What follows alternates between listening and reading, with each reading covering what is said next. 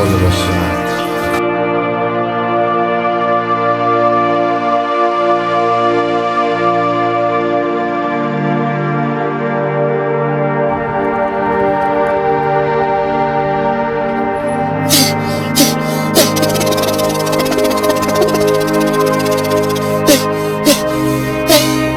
हाँ दोस्तों, रनिंग कर लेते हैं। आज थोड़ा सा लेट है, अपन फटाफट रनिंग करके घर में बैठते हैं। सूर्य देवता आ गए मेरे हिसाब से आज।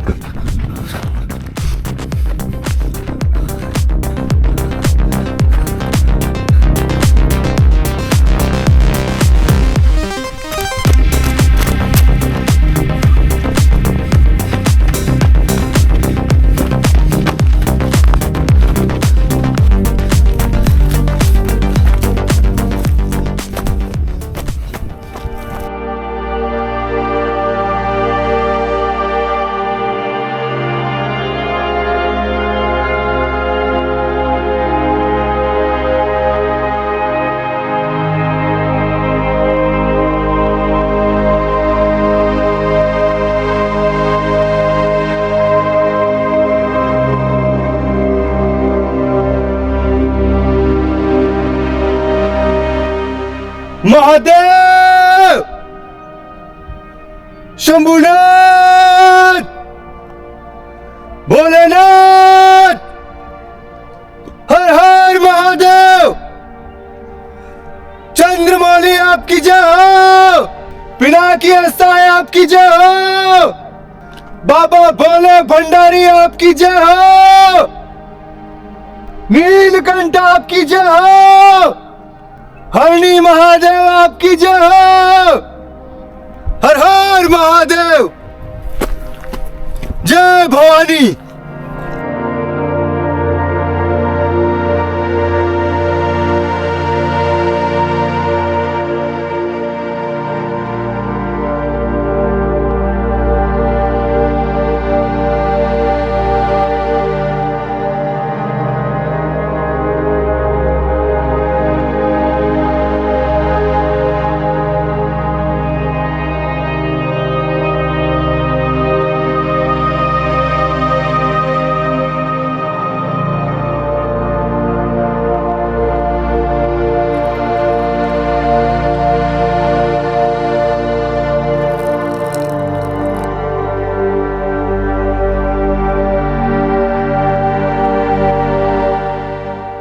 मित्रों, सूर्य देवता को हमने जल अर्पण कर दिया है। अब हम ध्यान में बैठेंगे और सबसे पहले आधा घंटा अंतर्मुखी त्राटक करेंगे आज्ञा चक्र पे। मित्रों, 30 मिनट हमने अभी आज्ञा चक्र पे अंत्य त्राटक किया।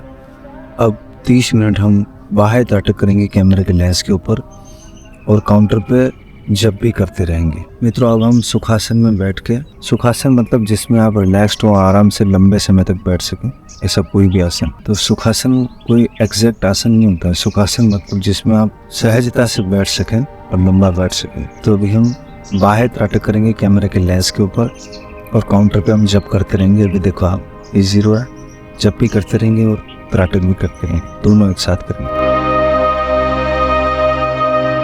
मित्रों, 30 मिनट के बहिर्मुखी त्राटक में लगभग 22 मिनट के बाद मेरी ये जो लेफ्ट वाली आंख है, इससे आंसू निकलने लग गया। हमने कंटिन्यू किया, लेकिन उसके बाद 4-5 बार जो पलक है वो स्वतः ही झपक गई और काउंटर पे अभी 2367 यानी कि लगभग 21 माला जप हो गया। तो हम शवासन में लेटेंगे, आधा घंटा 40 मिनट के लिए शवासन में लेटेंगे। फिर उसके बाद योगी कथामृत को आगे पढ़ेंगे।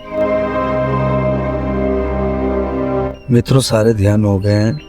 अब हम योगी कथा अमृत के 16वें अध्याय गृह शांति को आगे पढ़ेंगे। पक्षियों का कलरव और ये शांति, पेड़ों के बीच में से छनती है धूप, कितना अद्भुत है सारा।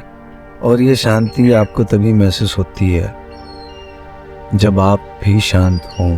अब जैसे कोई इंसान बहुत टेंशन में, बहुत तनाव में, तो ये शायद इसको उतना रिलैक्स ना कर पाए, क्यों अंदर से बहुत तनाव में। जब वो तनाव को दूर करने के प्रयास करेगा, हाँ प्रकृति उसमें सहयोग करती है उसको, लेकिन भीतर शांति होना जरूरी है, तभी ये वाली शांति और ज्यादा अच्छे से अनुभव हो।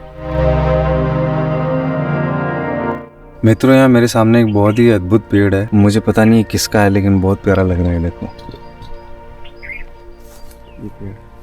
इस पेड़ के पास आपको जबरदस्त आवाज आएगी। देखो आप, मधुमक्खियां हैं, खूब सारी मधुमक्खियां हैं जो भिनभिना रही है अपने पंखों को।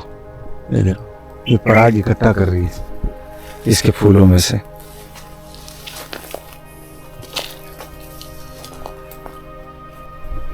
आवाज सुनो, आवाज ऐसा लगता है जैसे कोई ड्रोन उड़ रहा हो। ड्रोन के ब्लेड्स आवाज करते हैं, ऐसे आवाज आ रही है। मित्रों, आज योगी कथा अमृत में हमने पढ़ा, जब योगानंद जी ने एक बार प्रश्न किया अपने गुरुदेव युक्तेश्वर गिरी जी से कि मुझे ये आदम और हव्यवती की, एडम और ईव की, या कहें कि आदम और हव्वा की कहानी समझ नहीं आती। ईश्वर ने न केवल उस दोषी दंपति को अपितु निर्दोष भावी पीढ़ियों को भी क्यों दंडित कर दिया? मतलब वो जो सेब खाया आदम और हव्यवती ने, वो क्यों खाया और उसके पीछे का गहरा मर्म क्या है, उसके पीछे की जो गहरी बात है वो क्या है, वो योगानंद जी के गुरु युक्तेश्वर गिरी जी ने उसको स्पष्ट किया। तो वो मैं आपको सुनाता हूँ। उस कहानी में जिस जीवन वृक्ष का उल्लेख है उसको तुम मानव देह समझो, और जो हमारे बाल हैं वो उसकी जड़ें हैं, यानी कि हमारी रीढ़ से ऊपर की ओर उठता हुआ ये पूरा शरीर एक उल्टा पेड़ है, एक जीवन वृक्ष है जिसकी जड़ें हमारे केश हैं। जैसे ये पेड़ है, इसकी जड़ें उल्टी नहीं है, सीधी है, नीचे की तरफ है, जमीन में दिख नहीं रही। शाखाएं हमें दिख रही है लेकिन जड़ें नजर नहीं आ रही। ठीक ऐसे ही हमारा शरीर जो है वो एक उल्टी देह है। मेरुदंड उस जीवन वृक्ष का मुख्य तना है, केश उसकी जड़ें हैं, और अंतर्वाही और बाहिरवाही जितनी भी नसें जा रही है वो इसकी शाखाएं हैं, इसकी डाल है, हमारे हाथ, हमारे पैर।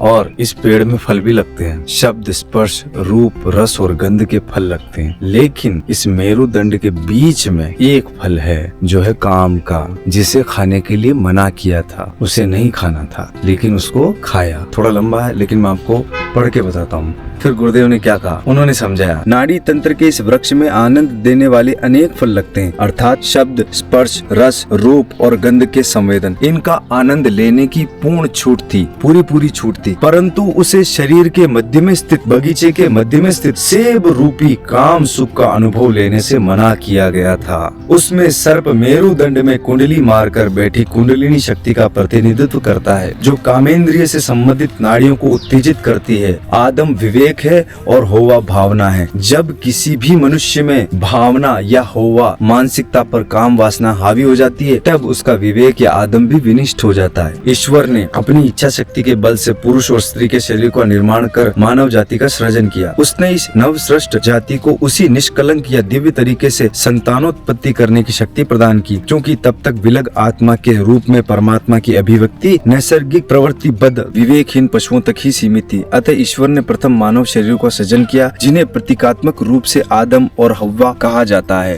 आदम या हव्यवती कह लो या एडम और ईव कह लो, इन शरीरों में उसने लाभप्रद उन्नति कार्यक्रम विकास के उद्देश्यों से दो पशुओं की आत्माओं को या उनके दिव्य सत्व को प्रस्थापित किया। आदम या पुरुष में विवेक का और हव्वा या स्त्री में भावना का प्राधान्य था।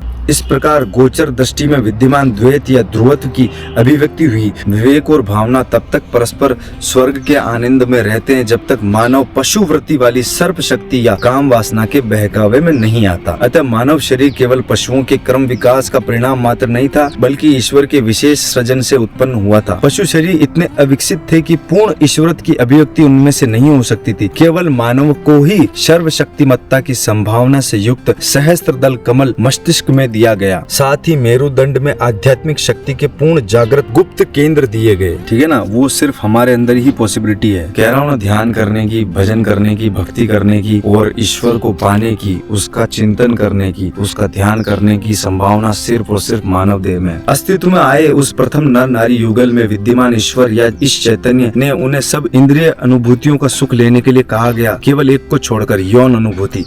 यह मनाही इसलिए की गई कि मानव जाति वंश वृद्धि की निकृष्ट पशु पद्धति में उलझकर ही न रह जाए। सुप्त अवस्था में स्थित पाश्विक स्मृतियों को न जगाने की चेतावनी की उपेक्षा की गई। संतान उत्पत्ति की पाश्विक पद्धति को पुनः अपनाकर आदम और हव्वा मूल संपूर्ण मानव में सहज विद्यमान स्वर्गीय आनंद की अवस्था से गिर गए। उन्हें तब ज्ञात हुआ कि वे नग्न थे। तब जैसा कि उन्हें ईश्वर ने पहले ही सावधान किया था, उन्होंने स्वयं ही अपने को जड़ सृष्टि के नियम से अधीन कर लिया था, जिसमें जन्म लेने वाले शरीर की मृत्यु निश्चित रूप से होती ही होती है। सर्प ने हवा को जिस अच्छे बुरे के ज्ञान का वचन दिया था, उसका अभिप्राय भेदभाव और परस्पर विरोधी अनुभवों से है, जो माया के अधीन जीने वाले सभी जीवों को सहने ही पड़ते हैं। अपनी भावना और विवेक या हवा और आदम चैतन्य के दुरुपयोग से माया के भ्रमजाल में गिरकर मनुष्य दिव्य आत्मनिर्भरता की स्वर्गीय वाटिका में प्रवेश करने का अपना अधिकार खो बैठता है। प्रत्येक मानव प्राणी का यह व्यक्तिगत दायित्व है कि अपने माता पिता या द्विमुखी प्रकृति को एकता के तालमेल में या ईडेन में पुनः प्रतिष्ठित करे।